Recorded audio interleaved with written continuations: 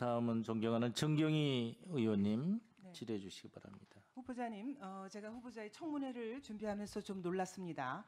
왜냐하면 후보자의 임명동의 요청 사유서에 사회적으로 큰 갈등을 일으켰던 종북 콘서트 사건을 표현의 자유라는 명목으로 무죄 판결한 내용이 들어있었기 때문입니다.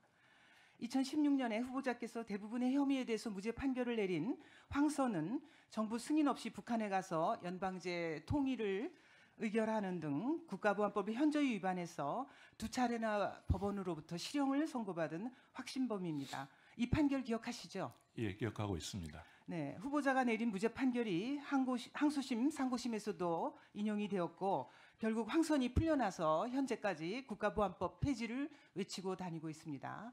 게다가 후보자는 구속 기소된 피고인을 재판 중에 보석으로 풀어주기까지 했습니다. 일각에서는 후보자의 이러한 재판 이력을 보시고 후보자가 대법관이 되면 국가보안법 위반 사건들이 표현의 자유라는 미명하에 소극적으로 다뤄지는 것 아니냐고 우려를 표하고 계십니다. 후보자님, 현재 재판을 받고 있는 간첩 혐의자들이 이번 4월 총선에 출마할 수도 있다는 사실 알고 계십니까? 그런 언론 보도가 있는 것은 맞습니다. 네. 민주당이 연동형 비례제와 결부시켜 추진하는 위성정당에 창원 간첩단 연루단체가 포함됐다는 충격적인 사실이 최근에 밝혀졌습니다.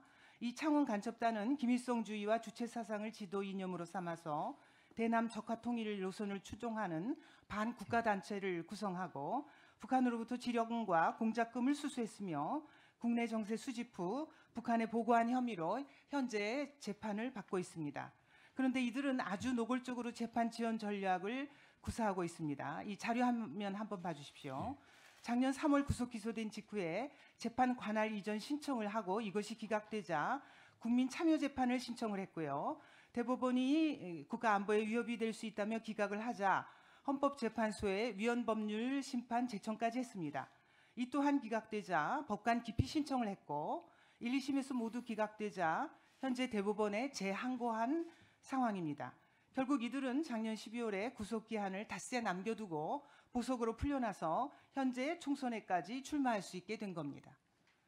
간첩 혐의자들이 백주 대낮에 거리를 활보할 뿐만 아니라 심지어 국회의원으로 출마까지 할 수 있다는 사실에 국민들께서 차라리 가짜뉴스이길 바란다. 나라가 막장으로 가고 있다면서 아연실색하고 계십니다. 이러니까 간첩 천국이라는 말까지 나오는 거 아니겠습니까? 후보자님, 이 간첩 혐의자들이 자기들 마음대로 재판을 지연시키고 이를 전혀 제재하지 못하는 사법부, 이게 과연 제대로 된 사법부입니까? 이거야말로 현재 사법부의 가장 심각한 문제 가운데 하나라고 보는데 후보자님도 동의하시죠? 뭐 전적으로 동의하기 어려운 측면도 있습니다. 지금 말씀하신 것 중에서 피고인들의 권리 행사를 전부 재판을 지연하기 위한 전략이다라고 단정하는 것 자체가 우선 그럴 수 있는 것인지에 대한 의문이 있습니다. 그건 구역 개별적인 재판부의 판단이겠고, 다만 재판부가 그런 고의에 따른 재판 지연이라고 판단했을 때 조금 더 적극적으로 대응할 필요가 있고, 경우에 따라서는 대응할 수 있는 어떤 입법 조치가 더 마련이 되면 좋겠다라는 생각을 해본 적은 있습니다. 그러니까 입법 조치가 필요하다. 조금 부족한 부분이 네. 있다고 생각을 합니다.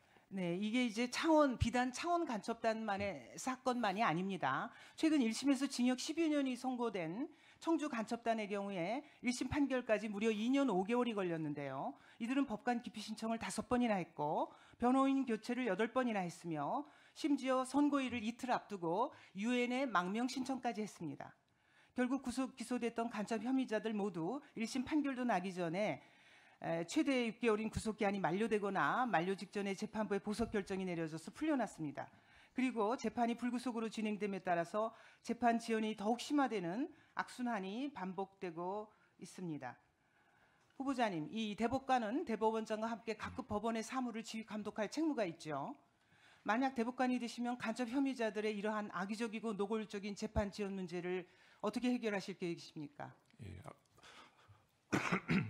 아까도 말씀드린 것처럼 그 사실심을 진행하는 과정에서 재판 지연을 위한 좀 고의적인 권리 행사로 보이는 경우가 있습니다. 뭐 그 실제로 재판하다 보면 그런 경우가 있는데, 그런 경우에 조금 더 적극적으로 기피의 요건에 해당하는지를 판단하고, 또 그런 고의가 있다고 하는 경우에는 지금 형사소송 규칙에 따라서 바로 간이하게 기각을 하고 재판을 네. 진행하는 경우도 있습니다. 그런 절차 또 항고에 대한 재판 이런 것들을 조금 신속하게 처리할 필요가 있다고 생각을 합니다.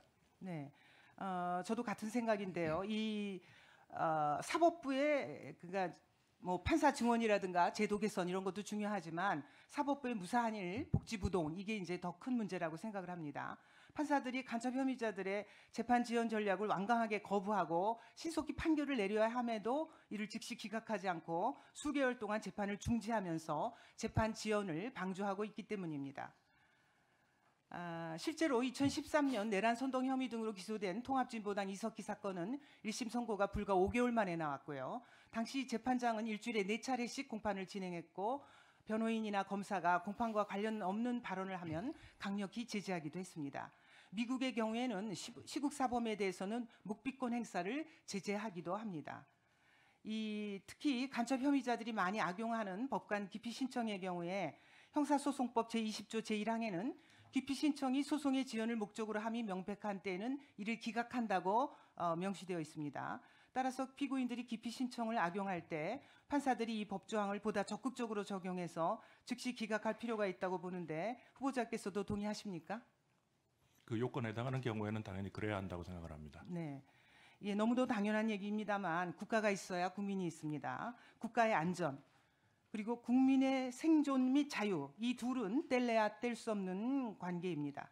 무엇보다도 일선 판사들이 국가의 안전과 국민의 생존 및 자유를 위협하는 그 어떤 것도 용납하지 않겠다는 의지와 책임감을 갖고 재판을 신속하고 정의롭게 처리하는 게 중요하다고 보는데요. 후보자께서는 대법관으로 임명되신다면 비록 국가보안법과 관련해서 일부 논란이 되는 판결을 한 적이 있지만 국가의 안전과 국민의 생존 및 자유를 위협하는 그 어떤 것도 용납하지 않겠다라는 의지를 이 자리에서 국민들 앞에서 분명히 해주셨으면 합니다. 예, 전자기로 종현 의원님께서 지적해 주신 바를 충분히 이해하고 유념해서 재판을 하도록 하겠습니다. 예, 수고하셨습니다.